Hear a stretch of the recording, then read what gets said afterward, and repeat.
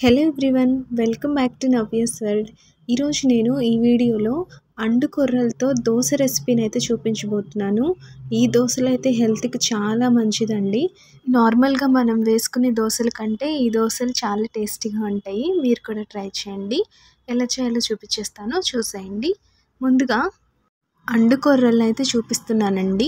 నేను వీడియోలో చూపించినట్లుగా కొంచెం గ్రీన్ కలర్లో ఉంటాయి. ఈ అండు కొర్రలను అయితే నేను టీ గ్లాస్తో ఒక 2 గ్లాసులు అయితే తీసుకుంటున్నాను.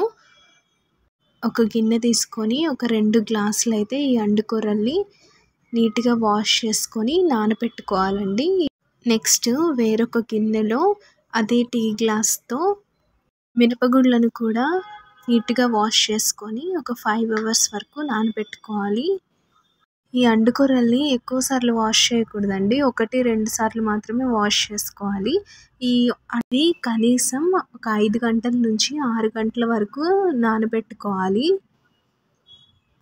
అలాగే మినపగుళ్ళను కూడా నీట్గా ఒకసారి వాష్ చేసుకొని ఒక 4 అవర్స్ వరకు నానబెట్టుకోవాలి. 5 అవర్స్ తర్వాత అండు కొర్రల్ని మిక్సీ పట్టుకుని ఒక హాఫ్ అన్ అవర్ ముందైతే ఒక హాఫ్ గ్లాసు సగ్గుబియ్యాన్ని కూడా నానబెట్టుకోవాలి.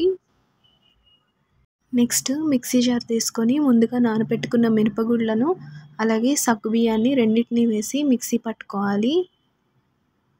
ఈ సగ్గుబియ్యాన్ని వాటర్తో కలిపి వేసుకోవాలి. ఈ సగ్గుబియ్యం అలాగే మినపగుళ్ళు కూడా మెత్తగా పేస్ట్ అయ్యేలాగా మిక్సీ పట్టుకోవాలి. మినపగుళ్ళను మిక్సీ పట్టుకున్న తర్వాత మనం నానబెట్టుకున్న అండు కొర్రల్ని కూడా వేసుకొని మిక్సీ పట్టుకోవాలి.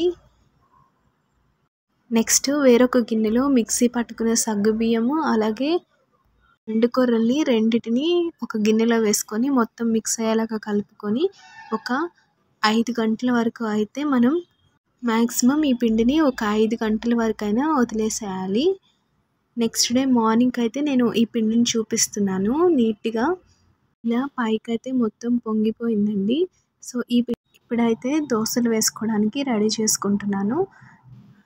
ఒక హాఫ్ స్పూన్ సాల్ట్ని అయితే వేసుకొని కొంచెం వాటర్ని అయితే వేసుకొని పిండిని అయితే కలుపుకోవాలి. నెక్స్ట్ స్టవ్ ఆన్ చేసుకొని స్టవ్ మీద ఒక పెనం పెట్టుకోవాలి. పెనం హీట్ అయిన తర్వాత దోశని వేసుకొని దోశ కొంచెం కాల్చుకున్న తర్వాత ఒక 2-3 డ్రాప్స్ అయితే ఆయిల్ని వేసుకోవాలి. ఈ దోశని 2 సైడ్స్ కాల్చుకుంటే దోశ అయితే రెడీ అయిపోతుందండి. చాలా టేస్టీగా ఉంటుంది. మీ అందరూ ట్రై చేయండి. ఈ దోశకి కాంబినేషన్గా పల్లీ చట్నీ అయినా టొమాటో చట్నీ అయినా చాలా బాగుంటుంది. మీ అందరూ కూడా ట్రై చేయండి. మీకు ఎలా వచ్చిందో నాతో కామెంట్ సెక్షన్లో షేర్ చేసుకోండి. Thanks for watching.